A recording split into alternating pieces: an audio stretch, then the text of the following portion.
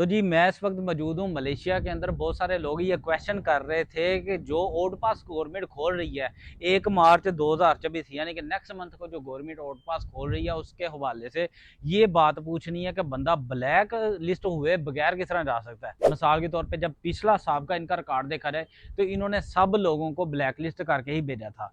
Malaysia में जब odd पास में ब्लैक लिस्ट करते हैं, किसी को 5 साल के लिए ब्लैक लिस्ट कर देते हैं, किसी को पूरी लाइफ के लिए ब्लैक लिस्ट करके भेजते हैं। अब आप ये पूछो कि यार बगैर ब्लैक लिस्ट के किस तरह जाया जाए, तो भाई अगर आपने बगैर ब्लैक लिस्ट वाला प्रोसेस अगर फॉलो करना है उसमें यह है कि जो स्पेशल पास अभी चल रहे हैं ना इसी को ले लो, इसी प्रोसेस को लेके आगे चलो। स्पेशल पास को ले लो, स्पेशल पास से ही आप जा सकते हो बगैर ब्लैक लिस्ट हुए। आपने जिस एजेंट से स्पेशल पास का प्रोसेस करवाना है उस एजेंट से आपने पहले बात कर लेनी है कि भाई मेरा ब्लैक लिस्ट ना किया जाए, बगैर ब्लैक लिस्ट के ही मुझे भेजा जाए, मेरा स्पेशल पास लग जाए। इनकी सेटिंग शूटिंग या जो मामला होते हैं ये कर लेते हैं, कोई लीगल वे ऐसा निकाल लेते हैं जिससे बंदा ब्लैक लिस्ट नहीं होता। आपने अगर मलेशिया दोबारा आना है तो अभी चल जाए, फिर ओड पास का इंतजार ना करें। अगर ओड पास लगवा लिया और उन्होंने आपको ब्लैक लिस्ट कर दिया, वो 5 साल के लिए या पूरी जिंदगी के लिए ब्लैक लिस्ट होगा, उसका फिर तोड़ को नहीं है। वो बहुत मुश्किल मामला हो जाते हैं, वो फिर बंदे की जमा पूंजी लग जाती है, बंदे को इतने कमाने नहीं है मलेशिया के अंदर आगे जितने वो लगा चुका होता है। अब उसके बाद ये क्वेश्चन है कि जी ओड पास तो जब खुल जाएंगे तो ये स्पेशल पास का क्या प्रोसेस तब भी चलेगा?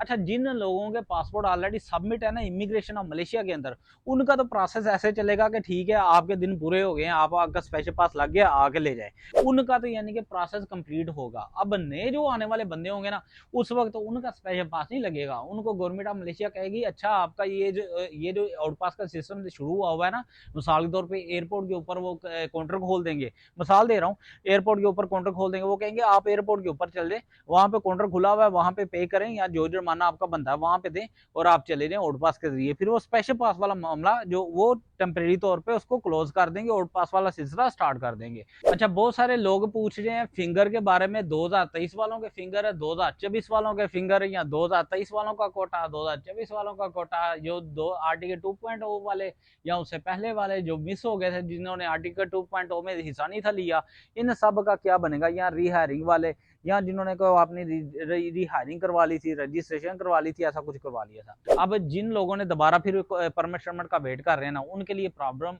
प्रोसेस ये है मेरा भाई कि जब गवर्नमेंट ऑफ मलेशिया के पास ऑलरेडी रिकॉर्ड है कि इतने बंदे मलेशिया के अंदर एंटर हो चुके हुए हैं, ये मामला बनाया है, ये सारी गेम बनाई है उन एजेंटों ने जिन्होंने झूठे हुआ वहाए ने कि ਉੱਥੇ जाके वेखोगे बच्चियां बड़ियां ने, ਉੱਥੇ पैसा बड़ा है, ਉੱਥੇ है वे ਉੱਥੇ नोट ਜ਼ਮੀਨ ਤੇ ਪਏ ਨੇ, ਤੁਸੀਂ थोड़ा ਜਿਹਾ ਕੰਮ करोगे बहुत पैसा लगेगा। ऐसा कुछ भी नहीं, छनकना भी नहीं लगता इतने इस तरह करना। दूसरी बात यह है कि जो एजेंटों ने अपनी पत्तियां प्राफ्टें रख रख के लोगों को विजिटों पे बुला लिया, लोगों को एजुकेट नहीं किया, लोगों को बताया नहीं है कि अगर आप विजिट वीजा पे जाओगे वहां पे इमिग्रेशन जगह जगह पे पकड़ लेगी, पुलिस पकड़ लेगी, वहां पे पीडीआरएम जगह जगह नाके लगा खड़ी होती है। जेपीजे वाले नहीं माफ करते यार, ट्रैफिक पुलिस वाले माफ नहीं करते। तो मतलब ये है कि उन्होंने ये चीजें नहीं बताई है कि मलेशिया बस चले जाओ, ये नहीं बताया कि अगर इनलीगल जाओगे यानी कि विजिट पे जाओगे वहां पे जाके फंस जाओगे।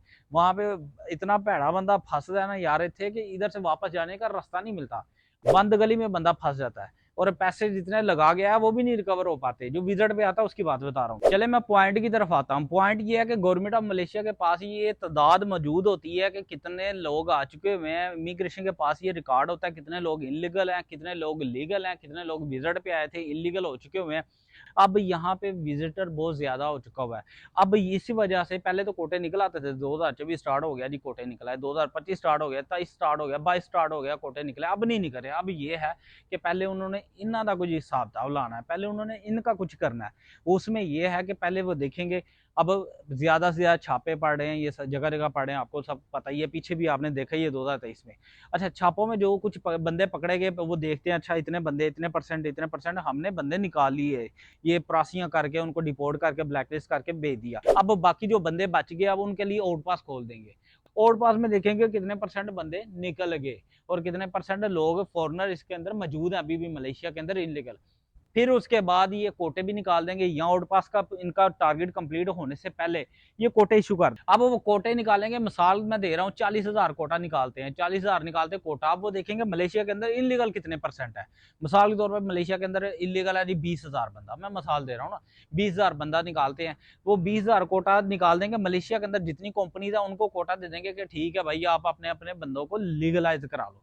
ये वो कोटा हो गया री हायरिंग वाला, फिंगर और शिंगर, ये आर्टिकल 2.0 या 2.3 जो भी निकलेगा उससे उसके जुमरे में आ रहेगा। बाकी जो कोटा होगा ना, मिसाल के तौर पे 20,000 बाकी जो कोटा है वो दे देंगे दूसरे कंट्रीज वालों के लिए, जो जो इंडिया से आना चाह रहे हैं, पाकिस्तान से आना चाह रहे हैं, बांग्लादेश से आना चाह रहे हैं, नेपाल से, इंडोनेशिया से, फिलिपाइन से, मुख्तलिफ कंट्री से जो लोग इधर मलेशिया के अंदर आना चाह रहे हैं वर्क वीजा के ऊपर, उनके लिए वो कोटे इशू कर देंगे बाकी के जो कोटे हैं। तो कहना ये चाहूंगा मेरा भाई, सुकून लो, टेंशन ना लो, वक्त अच्छा आ रहेगा, थोड़ा टाइम है, थोड़ा टाइम गुजरेगा, अच्छा वक्त आ रहेगा। अब ये ओल्ड पास का प्रोसेस जैसे स्टार्ट होता है, फिर इसके बाद देखना बड़ी तब्दीली आ रहेगी, कामों में भी तब्दीली आ रहेगी, काम भी मिलना शुरू हो जाएंगे। जो कह रहे हैं कि यार काम नहीं मिल रहे, उसकी वजह ये बंदे ज्यादा हो गए, नौकरियां उतनी ही है जितनी पहले थी, बंदे ज्यादा हो गए हैं।